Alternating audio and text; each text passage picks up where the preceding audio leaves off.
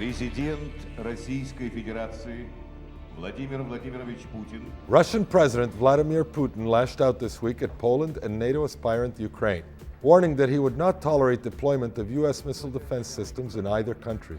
Putin said that Russia will counter with its own missile system. Не только сказать, подумать страшно, что Россия в ответ на подобное размещение, возможное размещение таких позиционных районов, а теоретически нельзя исключить этого, на украинской территории, нацелит на Украину свои ударные ракетные системы. Ну, представьте себе только на секунду. Вот что нас беспокоит. We spoke to the Real News analyst Eric Margolis. Well, Putin's outburst in Moscow is really symbolic of the growing anger and frustration that Russia has felt for the last few years as NATO has steadily advanced its borders eastward. And in fact, has come right up, pushed right up against Russia's borders, and is now talking about enlisting Ukraine in the NATO alliance. When the original arms accords were signed back before the fall of the Soviet Union and thereafter, there was a tacit understanding that NATO would pull in its horns and not challenge Russia and Eastern Europe. And when Russia pulled out of Eastern Europe, there was an understanding that NATO would not move in, at least not very quickly.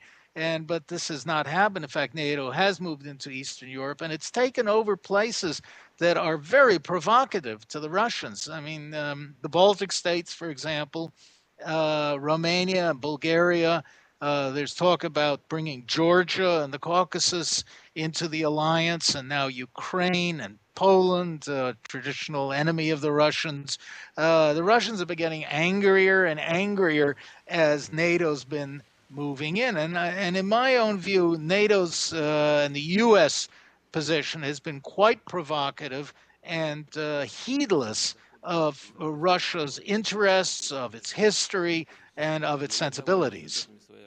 Trying to bring in the Ukraine into NATO with the Russian Black Sea Fleet in Sevastopol, realistically, how likely is it to actually happen?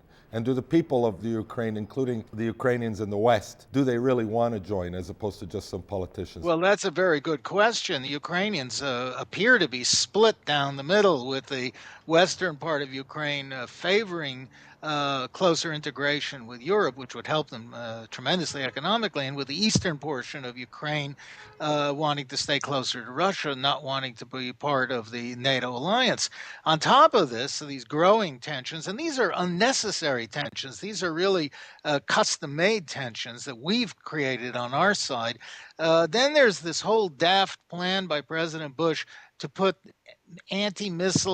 missile interceptors systems in Poland and the Czech Republic, which are designed against long-range Iranian missiles, ICBMs with nuclear warheads, which don't even exist.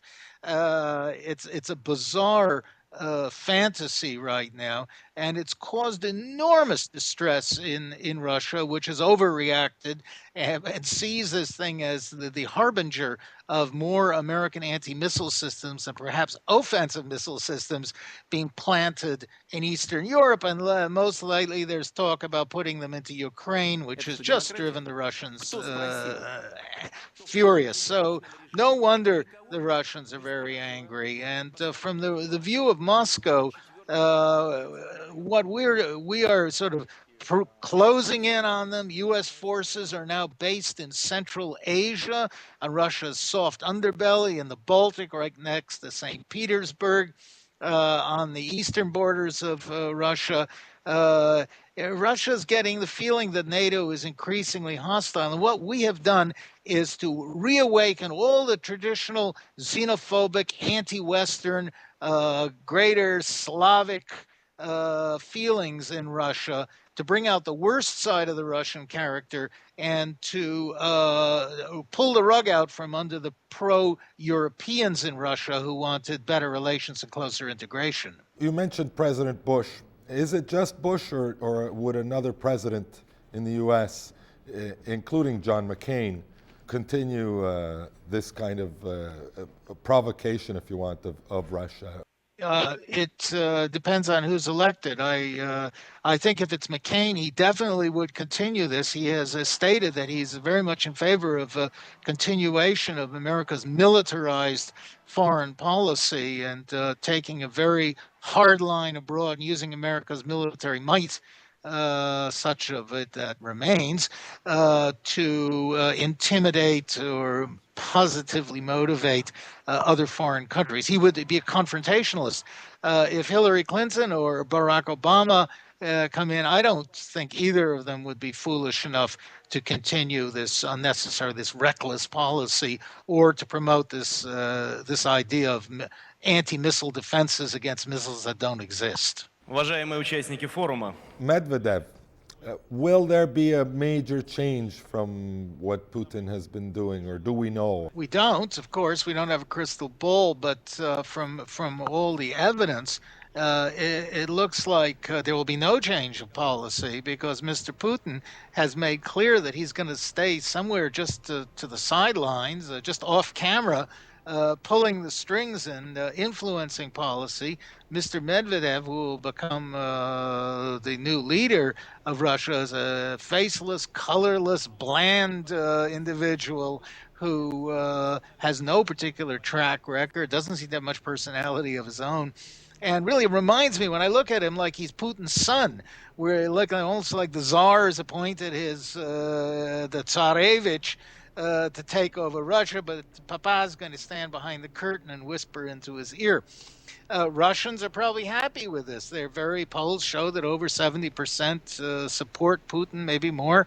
They want more of the same. They're very happy with an aggressive, muscular foreign policy, with the reassertion of Russia as a great power. They feel its nose was ground into the dirt in the last decade. They want to see a tough Russia talking the way it did in the past. They want to be proud of their country. They're very nationalistic, hyper-nationalistic people. And they're happy to have Mr. Putin there, whatever you call him. You know, it reminds me of when Deng Xiaoping, the great Deng in China, ruled China. He was, in effect, an emperor. He never had a title. The only title he used, his only official title, was chairman of the Chinese Bridge Association. and everybody in China knew who the boss was. And I think this is what's going to happen with Putin.